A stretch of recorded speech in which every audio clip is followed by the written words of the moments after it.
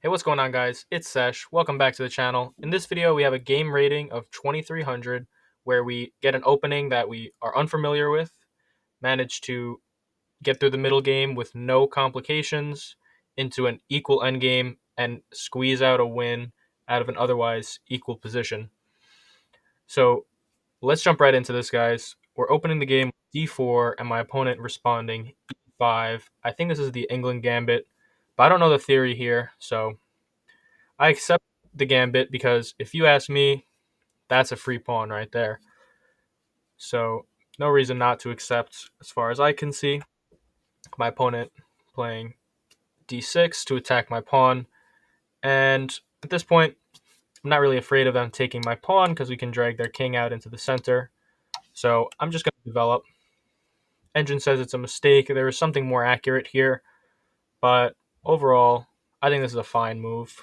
So don't get so caught up in the weeds. Oh, the engine says this is a mistake and I have to play every move perfect. You're not Stockfish. So you're going to make mistakes.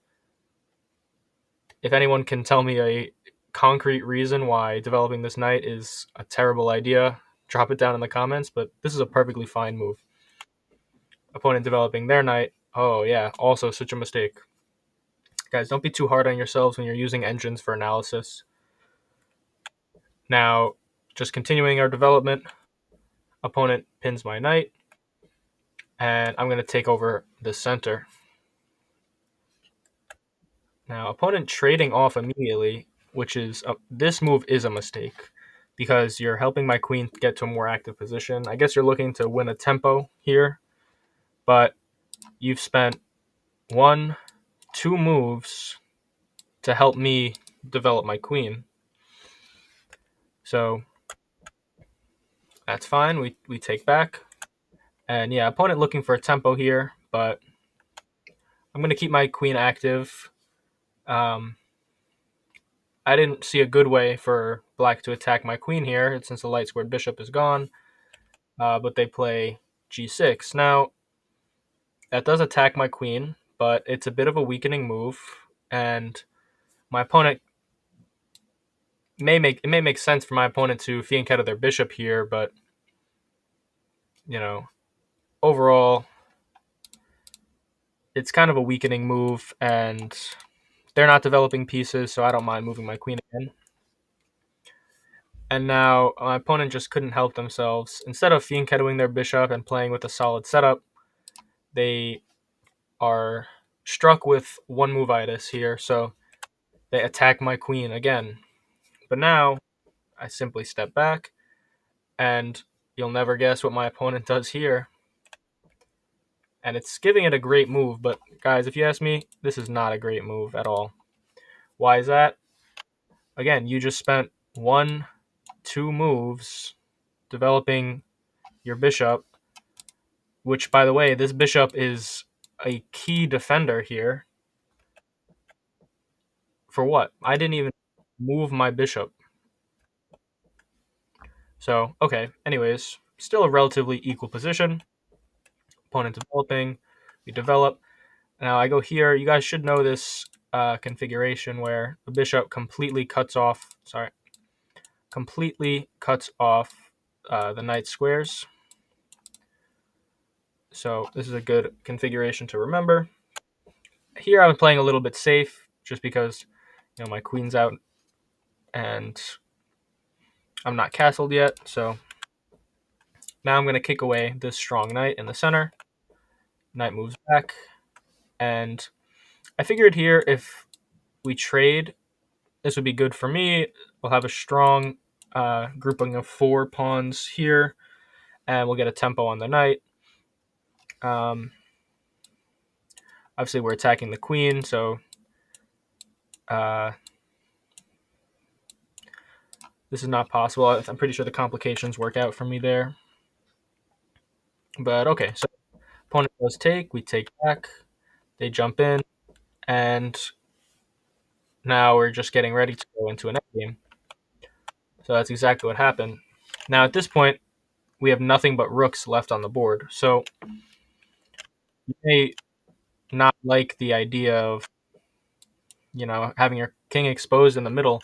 And of course, I saw that this was possible right away, and this was my plan, was to just drop back and then maybe kick out the knight again.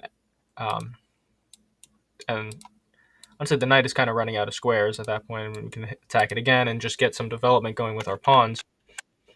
So instead, we trade them into this endgame, and like I said, this is an endgame now. So there's no queens, there's not even any pieces left, and yet my opponent castles. Now I guess it gets his rook more active and connects his rooks, but at this point, you're putting your king in the corner of the board.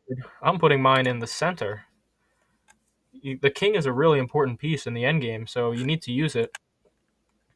Opponent taking over the file, we're immediately challenging that. We're not giving them uncontested access. And now they realize, oh yeah, I probably should have brought my king here to begin with. So we bring the king even closer. They give a check. I'm happy to trade off this pawn, create a pawn weakness here. So this is a good trade for me because of this isolated pawn on the A file. Now I just push my pawns forwards, gain some more central control, prevent d5. Still equal overall, guys. I trade this off because I figured if his king takes, then we'll get activity. And if his pawn takes, then his rook is going to be kind of stuck. And so pawn takes, and I'm going to lift my rook, ready to take advantage of this file and also attack this isolated pawn. Opponent going after my pawn here, so I defend.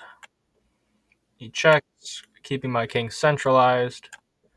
And now he tries bringing his king closer to the center, although he has no access to the center by now. I attack his weakness. And let me know down in the comments, guys, if you're black, what move would you play here as black? Well, if you're anything like my opponent, you might want to play rook f7, which is a blunder. It seems like such an innocent move. Best move, by the way, rook b8, counterattack. When in doubt, counterattack, 100%. I would have done this, probably. Can't lie. My rook's a bit stuck now. But instead, my opponent defending this way, trying to keep his rook on a more active file. But this is a blunder because we don't have to take this pawn. He has another weakness here, another weakness here, another weakness here. So we go for his king. Now, if he goes back and holds onto the pawn, then he gets skewered and loses his rook. So he has to defend here, and we win one pawn, trying to defend, but we bring our king in, win a second pawn. And now we're 2 pawns up. Rooks are going to be traded. This should be an easy conversion. So guys, if you like this video, let me know down in the comments. Subscribe, like, share, and I'll see you all guys next time.